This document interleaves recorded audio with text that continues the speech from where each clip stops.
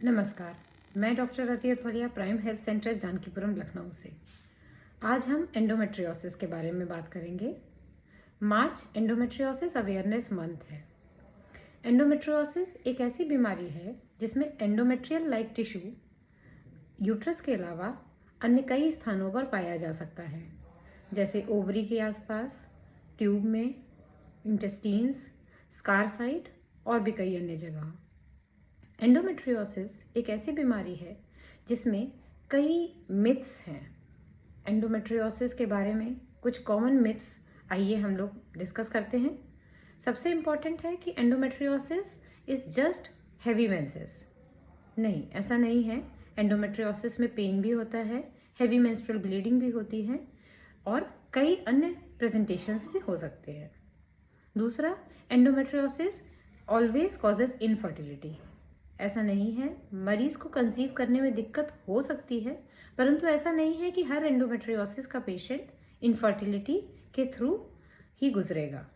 उसे वो आराम से कंसीव भी कर सकता है और प्रेग्नेंट भी हो सकता है। तीसरा मिथ ये है कि pregnancy can cure endometriosis. Pregnancy की वजह से एंडोमेट्रियोसिस कभी क्योर नहीं होता। जब डिलीवरी हो जाती है उसके बाद एंडोमेट्रियोसिस के सिम्टम्स और उससे होने वाली प्रॉब्लम्स फिर से सामने आ सकती हैं। चौथा मिथ ये है कि हार्मोनल ट्रीटमेंट एंडोमेट्रियोसिस को पूरी तरह क्योर कर सकता है। हार्मोनल ट्रीटमेंट्स उसके सिम्टम्स को थोड़े दिनों के लिए क्वाइटन तो कर सकता है, लेकिन जब दोबारा ये प्रॉब्लम आती है या हार्मोन्स बंद होते हैं तो एंडोमेट्रियोसिस वापस फिर से वही सिम्टम के साथ आ सकता है। आगे दिक्कत ये हो सकती है कि एंडोमेट्रियोसिस, ये माना जाता है कि मेनोपॉज के बाद भी एंडोमेट्रियोसिस खत्म हो जाती है। ऐसा नहीं है। मेनोपॉज के बाद भी ओवरीज फंक्शन करती रहती हैं और एंडोमेट्रियोसिस के सिम्टम्स वैसे ही मरीज को रह सकते हैं इवन दो मेनोपॉज हो गया है। ये कुछ ऐसे मिथ्स हैं जिनको एंडोमेट्रियोसिस के बारे में क्लियर करना आवश्यक है।